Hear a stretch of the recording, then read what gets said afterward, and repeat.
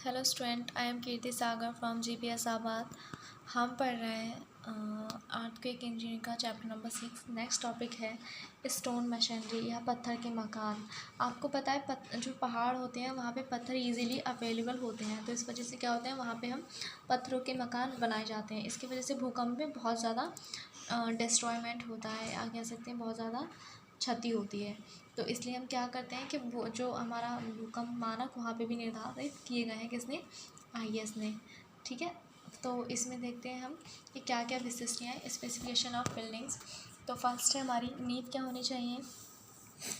इसमें रैंडम पत्थर चिनाई जो है वो 1/6 सीमेंट बालू के मसाले से होनी चाहिए। दीवारों की चिनाई स्टोन मशीनरी क्या होनी चाहिए, जो रैंडम पत्थर चिनाई की मोटाई 40 सेंटीमीटर होनी चाहिए और मसाला 1:6 सीमेंट बालू का होना चाहिए। पत्थर की जो दीवारें होती हैं वो मोटी होती हैं, इसलिए इन दीवारें की जो होती हैं वो 2 परत होती हैं, एक बाहर की ओर एक अंदर की ओर। इन परतों को अलग अलग चिनाई करके बीच में छोटे पत्थर और मसाला अथवा मिट्टी का गारा भर दिया जाता है। चूँकि ये परतें अलग होती हैं, भूकंप में बाहर की परत बाहर की ओर, अंदर की परत अंदर की ओर फैल जाती है। देखिए ये आप देखिए कोई पत्थर का क्या है, इन्होंने जो है वॉल्स दिखाई हैं ऊपर छत। फर्स्ट है आपका क्या, मिट्टी के गारे में पत्थर की दीवार ये। सेकंड है आपका 15 से 30 सेंटीमीटर मोटाई में फर्श या छत के ऊपर मिट्टी का भराव, ये मिट्टी का भराव है। थर्ड टहनियाँ या सरकंडे, ये चीज़। फोर्थ है आपका बल्ली, ये छत किस पर उगी हुई है, जो बल्ली कहते हैं जो टिम्बर के जो रहते हैं लकड़ी के गोल गोल से तने जो लगाए जाते हैं। फिफ्थ बाहरी सतह हथौड़े से बनाई हुई। फिफ्थ कौन सा है इसमें, देखिए ये चीज़, ये हथौड़े से ठोक ठोक कर बनाई गई है। 6 टुकड़े और गारे का भराव, ये जो आप बीच में देख रहे हैं। 7 बेतरतीब पत्थर, ये पत्थर हैं ठीक है जो आप देख रहे हैं। फिर आता है आपका ये प्रचलित मकान का क्रॉस सेक्शन है। और ये देखिए क्या है, आधे अधूरे अनगढ़ एवं कोनेदार पत्थर 1। ये देखिए इन्होंने एक साइड में क्या कर दिया, मोटे मोटे पत्थर भर दिए और एक साइड ऐसे इन्होंने फिल कर दिया। 2 क्या है, देखिए छोटे छोटे कत्तल या पत्थर के टुकड़े, ये है। 3 पत्थर का घूमना। थर्ड ये पत्थर यहाँ से मूवमेंट कर रहा है, एक एंगल में जो वॉल है वो इस तरह से झुक रही है।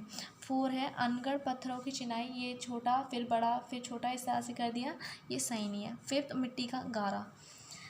क्या आता है कि मिट्टी जो होती है वो दरार को बढ़ावा देती है और सामर्थ्य की कमी से पत्थर बैठ जाते हैं, पत्थर घूमता है और फूलकर बाहर निकल जाता है, ये इस कंडीशन के लिए है।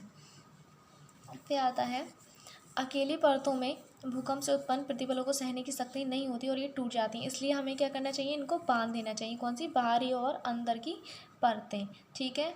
फिर आता है बांधने का उपाय, लंबे पत्थर है, मतलब इन पत्थरों की लंबाई दीवार की मोटाई के बराबर होनी चाहिए। जितनी मोटी दीवार उतना मोटा एक पत्थर होना चाहिए, उनको बांध देना चाहिए। फिर छोटे पत्थर उनके बीच में, फिर एक इस तरह से बड़ा पत्थर, ठीक है। और अगर बड़े साइज़ के पत्थर नहीं मिलते हैं तो 3.8 इंटू 3.8 mm स्क्वायर के लकड़ी के गुटके या 8 mm व्यास की सरिया जिसके सिरे मुड़े हुए हों हम काम में ला सकते हैं। और ये एक लंबाई की दिशा में 1 मीटर के अंतराल पर और ऊंचाई में 60 सेंटीमीटर की चिनाई के बाद प्रयोग में लाए जाते हैं। फिर आता है extra provision for strengthening of wall, दीवार की मजबूती के लिए अतिरिक्त प्रावधान। भूकंप में आपको पता है सभी दीवारें एक प्लेट की तरफ वर्क करती हैं, जो नीचे भूमि तथा किनारे दूसरी दीवारों से जुड़े रहते हैं। सारी दीवारें क्या करती हैं, आपस में जुड़ी हुई होती हैं। क्षैतिज दिशा में बल लगने से दीवारों में बंकन होता है और क्रैक्स हो जाती हैं। क्रैक्स पड़ने से दोनों अलग हो जाती हैं और गिर जाती हैं। इस कंडीशन से बचने के लिए आपस में लकड़ी या कंक्रीट की क्षैतिज पट्टियों से बांध देना चाहिए। जो हमने पढ़ा था कि जो कंक्रीट या लकड़ी है उनको क्षैतिज पट्टियों से बांध दिया और फिर क्या बॉक्स की तरह वर्क करने लगती हैं। देखिए क्या आता है आपका, ये देखिए वही चीज़ है। फर्स्ट है आपका बंदा गरबा लंबे यानी ध्रुव पत्थर, देखिए ये लंबे पत्थर हैं, बांध दिया फिर छोटे छोटे पत्थर लगा दिया फिर बॉन्डिंग कर दी, फिर इस तरह से ये है।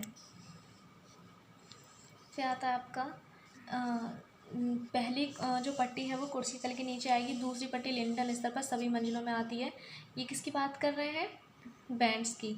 तीसरी पट्टी ढलवा छत के ठीक नीचे आएगी जो तिकोनी दीवारों के ऊपर से जाएगी। इसके अतिरिक्त प्रथम तल का फर्श लकड़ी का है तो ठीक फर्श के नीचे भी एक पट्टी आएगी। पट्टी मतलब बैंड्स। दीवार की ऊंचाई में इन पट्टी के बीच में सभी कोनों में टी या एल आकार की पट्टियाँ भी लगानी चाहिए, जो फर्श से 90 सेंटीमीटर ऊपर सभी तलों में लगनी चाहिए और दीवारों में 60 सेंटीमीटर तक जाना चाहिए। देखिए दीवार के सभी कोनों में दोनों मंजिल को फर्श से 90 सेंटीमीटर की ऊंचाई पर लकड़ी के बने ढांचे या कंक्रीट की पट्टी लगाई जाती है। ये देखिए, ये खुला पोर्शन है, ठीक है। फिर है आपका प्रथम तल के फर्श के नीचे 7.5 सेंटीमीटर मोटा और आरसीसी या लकड़ी का बैंड दीवारों पर चारों तरफ डाला जाए। छत के नीचे आरसीसी या लकड़ी का बैंड डाला जाए। फिर आता है मकानों के कोनों पर सरिया, रेनफोर्समेंट एट द कॉर्नर। भूकंप के कारण जो क्षैतिज बल लगते हैं, इससे कोनों पर अधिक दबाव और खिंचाव होता है और दीवारों में क्रैक्स आ जाती हैं। इसको सहन करने के लिए दीवार के अंदर सीधे खड़े सरिये लगाना चाहिए और ये सरिये नींव में दबे होते हैं, तो ऊपर की छत और कंक्रीट ढलवा छत के नीचे दीवार में दब जाते हैं। इस सरिया को 1 to 4 की जीरा कंक्रीट से भरते हैं।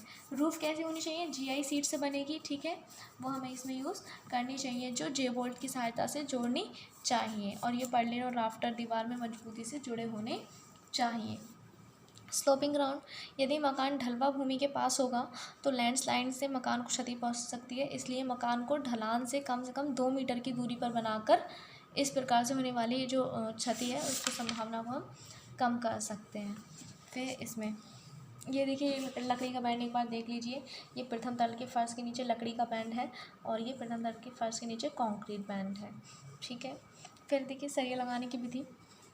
इसमें क्या करते हैं, सरिया को मोड़कर हम नींव में दबा देते हैं।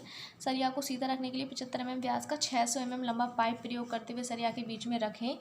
फिर पाइप के चारों ओर दीवार की चिनाई कर दें। पाइप को खींचकर दीवार में जो खोखली जगह होती है उसे 1:2:4 की जीरा कंक्रीट से फिल कर देते हैं। ऊपर पहुंचकर सरिया को दीवार अथवा कंक्रीट बैंड में दबा देते हैं। तो chapter number 6 is already complete.